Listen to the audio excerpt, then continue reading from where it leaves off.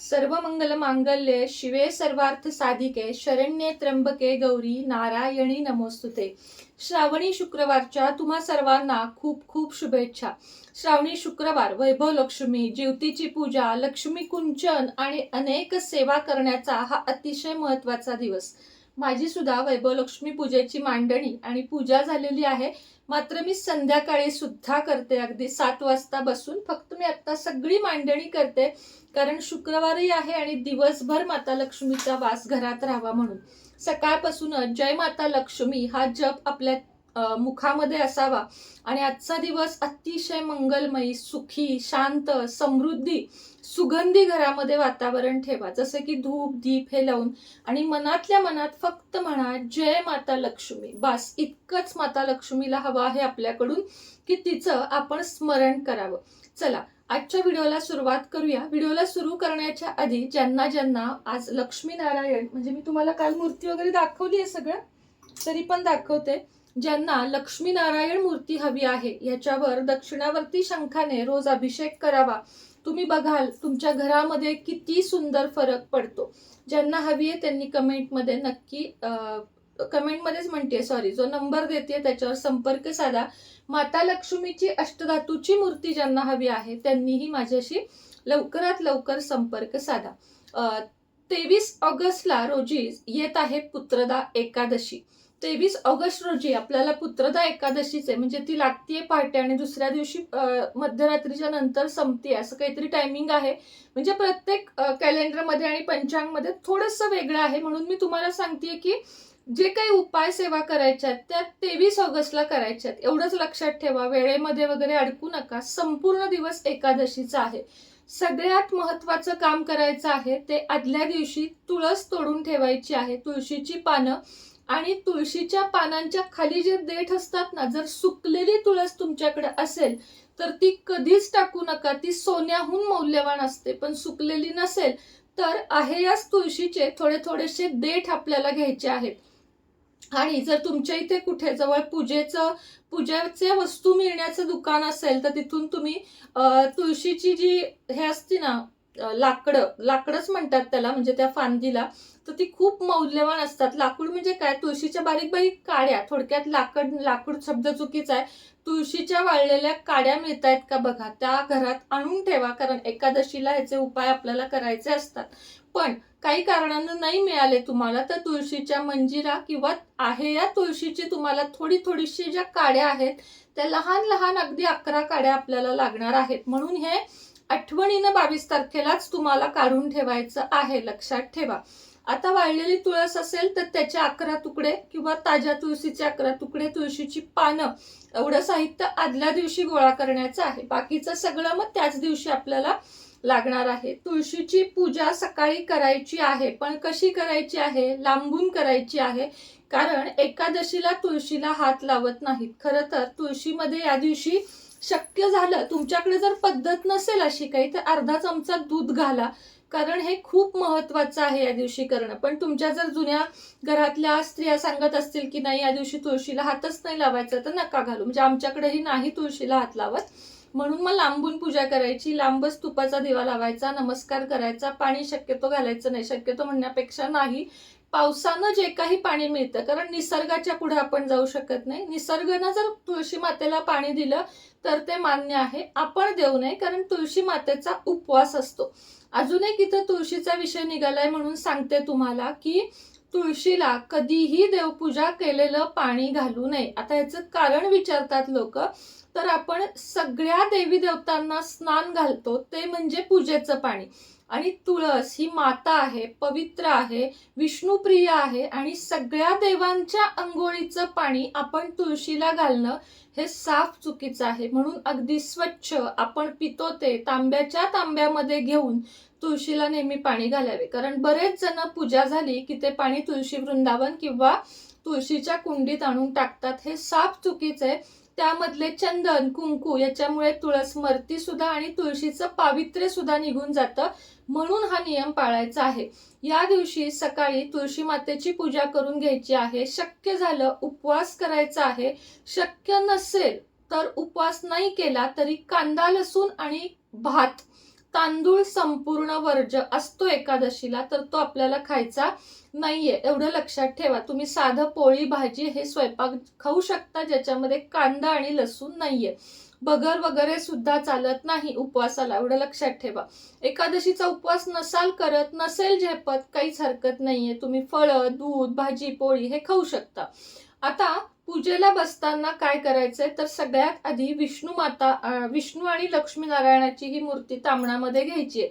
ताई आमच्याकडे ही नाहीये, चला तुम्ही घेऊन ठेवा, पुढच्या एकादशीला उपयोगाला येईल, म्हणजे देवघरात असावीच. बाळकृष्णाची मूर्ती तामणामध्ये ठेवा, त्याला अक्षता घालून घ्या आणि त्याच्यावर पाणी, पुन्हा पंचामृत आणि पाणी असा सुंदर अभिषेक करून घ्या.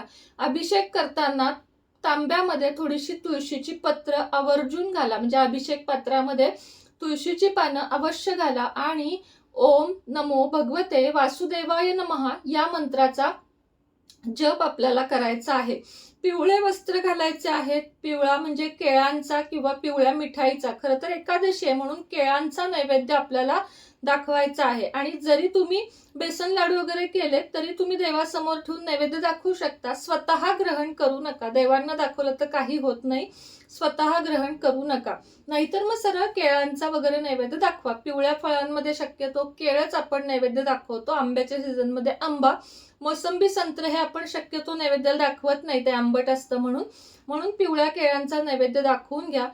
11 पानं जी तुळशीची आपण आदल्या दिवशी काढली आहेत ती त्याच्यावर चंदनाचा टिळा लावा आणि एक एक पान वाहत एकदा व्यंकटेश स्तोत्र म्हणा. एक तुळशीचं पान एकदा व्यंकटेश स्तोत्र, दुसरं तुळशीचं पान दुसऱ्यांदा व्यंकटेश स्तोत्र. ताई व्यंकटेश स्तोत्र आमच्याकडे नाहीये, आम्हाला जमत नाही, असू दे. ओम नमो भगवते वासुदेवाय नमः हा मंत्र म्हणत म्हणत ही 11 तुळशीची पानं मात्र परमेश्वराला, म्हणजे बाळकृष्ण किंवा ही मूर्ती असेल तर यांना आपल्याला वाहून घ्यायची आहेत. पिवळ्या अक्षता कशा करायच्या, तर तांदूळ घ्यायचे, त्याला पिवळ्या थोडंसं हळदीचं पाणी लावायचं, हळद जास्त पाणी कमी असं, आणि या पिवळ्या अक्षता भगवान विष्णूंना व्हायच्या आहेत. अक्षता भगवान विष्णूंना खूप प्रिय आहेत.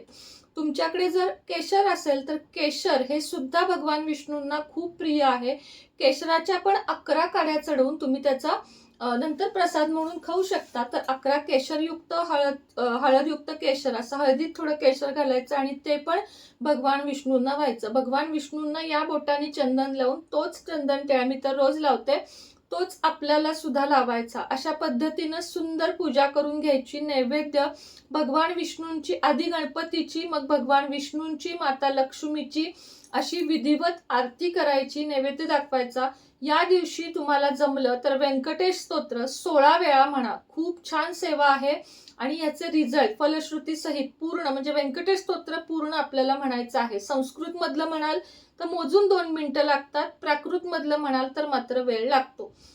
विष्णू सहस्त्रनाम तर तुम्हाला जे जमेल, किंवा एकदाच विष्णू सहस्त्रनाम तरी म्हणा. मी विष्णू सहस्त्रनाम म्हणते.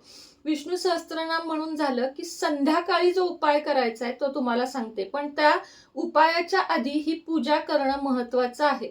संध्याकाळी देवासमोर बसायचं, 11 दिवे घ्यायचे, 11 दिव्यांमध्ये तूप घालायचं किंवा तिळाचं तेल किंवा तुमच्याकडे असेल ते तेल, पण मोहरीचं तेल वापरायचं नाही. मोहरीचं तेल हे कडू तेल असतं म्हणून ते वापरायचं नाही. बाकी कुठलंही तेल किंवा तुपाचा दिवा तुम्ही लावून घ्या. 2 वातींची 1 वात करून घ्यायची आहे आणि प्रत्येक दिव्यामध्ये हे जे तुळशीचं लाकूड किंवा काडी जी सांगितली ना मी तुम्हाला, सुक्की असेल तर सुक्की, नसेल तर ओली, ही जी आहे त्या 11 काड्या 11 दिव्यांमध्ये घालायच्या. ते दिवे आधी प्रज्वलित करून घ्यायचे, नंतर त्या दिव्यांना आसन ठेवायचं किंवा एका तामणामध्ये अक्षता, फुलं काहीतरी ठेवायचं, फुलांच्या पाकळ्या, आणि त्यामध्ये हे 11 दिवे आपल्याला लावायचे आहेत. 11 दिवे हे आपण त्या दिवशी एकादशी म्हणून 11 दिवे आपण देवांना दीपदान करत आहोत किंवा देवांसमोर प्रज्वलित करत आहोत. हे दिवे लावायचे.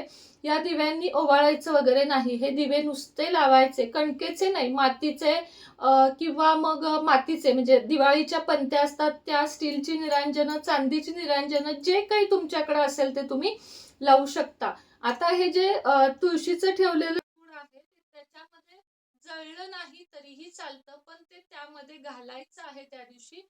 आणि दुसऱ्या दिवशी वात, उरलेलं तेल, जे काही असेल ते एकत्र सगळ्या वाती करून कापुरासोबत हे सगळं जाळून टाकायचं आहे, म्हणजे ते प्रज्वलित करून टाकायचं आहे. आणि हे दिवे घासून पुन्हा वापरले तरीही चालतात.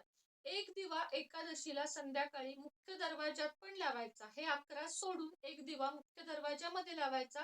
प्रत्येक दिव्यांची बघा या 11 तो असेल हळदी कुंकू अक्षता फुलं वाहून विधिवत आपल्याला पूजा करायची आहे आणि प्रार्थना करायची आहे की आमची प्रगती होऊ दे. आम्ही भरपूर कष्ट करतो पण आमची प्रगती होत नाही. कष्ट करणाऱ्याचीच प्रगती होते.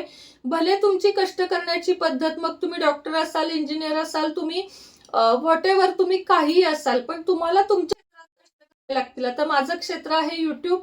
मी जर 20-25 दिवस व्हिडिओज नाही टाकले तर मी तुमच्यापर्यंत पोहोचेन का? नाही पोहोचणार. मग तुमचं जे क्षेत्र आहे त्यामध्ये तुम्हाला व्यवस्थित कष्ट करायचे. कष्टाला जोड म्हणून या सेवा ज्या असतात त्या अतिशय उच्च कोटीच्या असतात, किंवा उपाय जे मी सांगते ते खूप छान असतात. तर या सेवा, हे उपाय आपल्याला पुत्रदा एकादशीला करायचे आहेत. पुत्रदा एकादशीला केलेले उपाय घरामध्ये सुख समृद्धी तर आणतात, त्याशिवाय आपल्या मुलांना मुलींना भरपूर सुख समृद्धी शांती आपल्याला देतात आणि मुलांच्या ज्या काही इच्छा आहेत, चांगल्या इच्छा, त्या पूर्ण होण्यास मदत होते. अपेक्षा व्यक्त करते तुम्हाला हे पुत्रदा एकादशीचे व्हिडिओ आवडला असेल तर व्हिडिओच्या खाली कमेंटमध्ये ओम नमो भगवते वासुदेवाय इतकं लिहायला नक्कीच विसरू नका. तुम्हाला माझ्याकडून पूजेचं कोणतंही साहित्य घ्यायचं असेल किंवा क्रिस्टल पाहिजे असतील, तुपाचे दिवे, भीमसेनी कापूर, विविध मनी मॅग्नेट, वशीकरण, ही जी अत्तरं आहेत ती, हे सगळं पाहिजे असेल तर खाली नंबर देत आहे, कृपया कॉन्टॅक्ट करावा. आज शुक्रवार आहे. आज तुमची माता लक्ष्मीची मूर्ती, त्याचप्रमाणे विष्णू लक्ष्मी मूर्ती, कोणतीही तुम्ही मूर्ती मागवली असेल, तुमचं कुंचन, हे सगळं आज विधिवत संध्याकाळी पूजा होणार आहे, कारण आज आहे शुक्रवार.